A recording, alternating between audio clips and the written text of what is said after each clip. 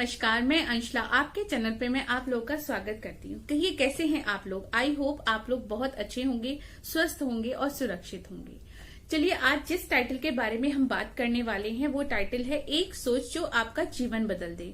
यानी कि कोई एक ऐसी सोच जो हमारे जीवन में कुछ बदलाव ला सकती है।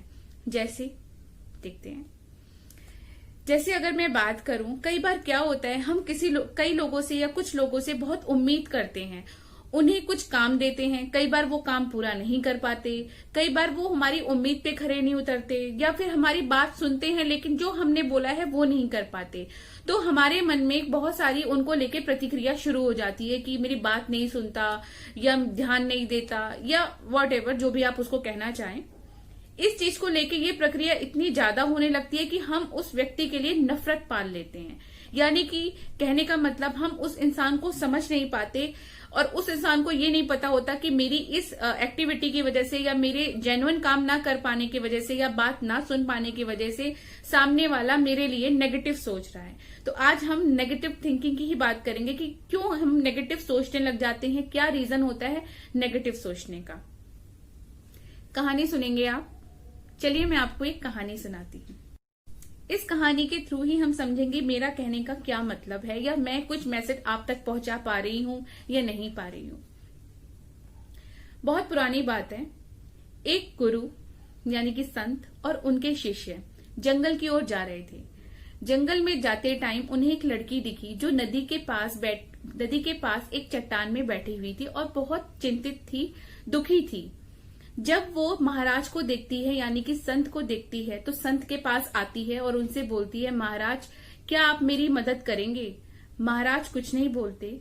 फिर वो उन्हें समझाती है कि महाराज इस नदी के बहाव को देखते हुए मुझे बहुत डर लग रहा है और मेरा गांव इस नदी के उस पार है और इस नदी के बहाव के कारण, घबराने के कारण मैं इस नदी को पार करने की हिम्मत नहीं जुटा पा रही हूँ।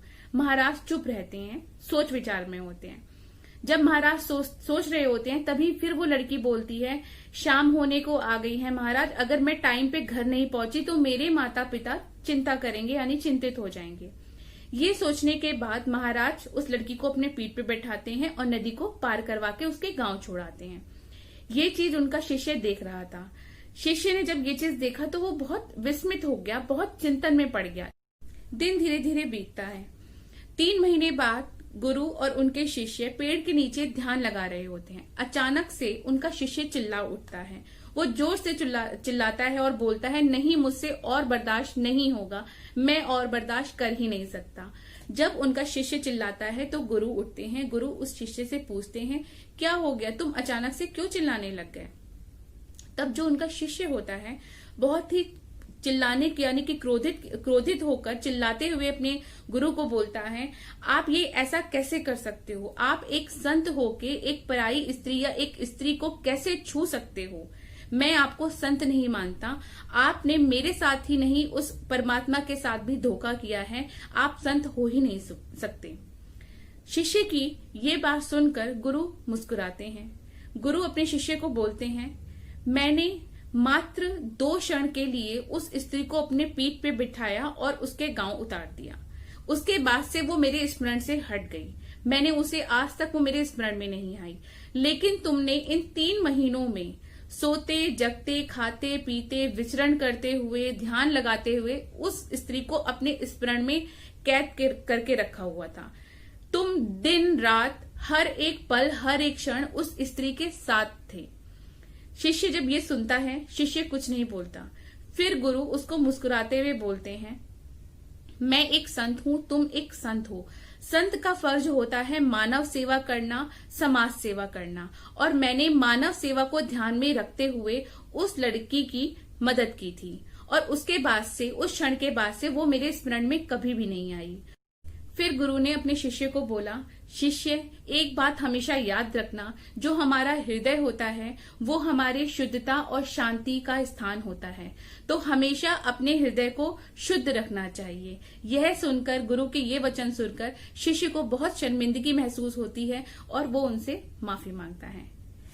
मोरल ऑफ द स्टोरी क्या कहती है, हमारे साथ भी ज्यादातर यही चीजें होती हैं। हम अपने रोज के दिनचर्या में या रोज के डेली वर्क रूटीन में या ऑफिस में या घर में, कई बार हमारे फैमिली मेंबर्स में भी होता है, कई बार ऑफिस में भी हम ये चीज करते हैं। हम किसी को काम देते हैं या किसी को ऑर्डर देते हैं कुछ काम करने का, या अपना डायरेक्शन उसको काम करने का बताते हैं, बट वो शायद ना समझने की वजह से या फिर ना करने की वजह से या फिर जो भी उसका रीजन हो वो नहीं कर पाता।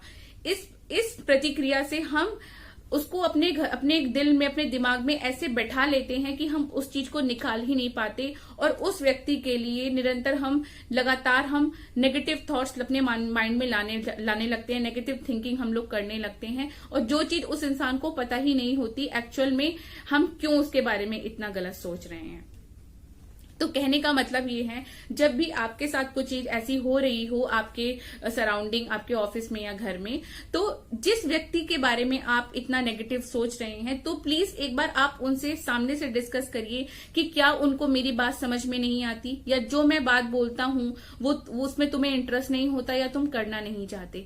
किसी के लिए इतना नेगेटिव थिंकिंग अगर हम रखेंगे तो शायद हम अपनी ही लाइफ को खराब करेंगे, क्योंकि हम हर टाइम उसी सोच विचार में पड़े रहेंगे और ये सोचते सोचते हम दिन पर दिन घुटते रहेंगे। तो इसका कोई फायदा नहीं है। फायदा इसी में है कि हमें उसी व्यक्ति से सामने से जाके ये पूछ लेना चाहिए कि भाई मेरी बात आपको नहीं समझ में आती है, आप सुनना नहीं चाहते हो, या आप वो काम करना नहीं चाहते हो।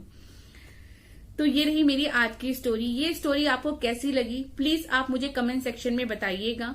जिन्होंने मेरे चैनल को सब्सक्राइब कर लिया है उनका मैं दिल से शुक्रिया करती हूँ, और जिन्होंने नहीं किया है प्लीज आप सब्सक्राइब कर लीजिए और बेल का बटन दबाना ना भूलिए। बेल का बटन दबाने से मेरी जो भी न्यू वीडियोस होंगी वो सबसे पहले नोटिफिकेशन आप तक आएगा, और जिससे आप उसे देख पाएंगे।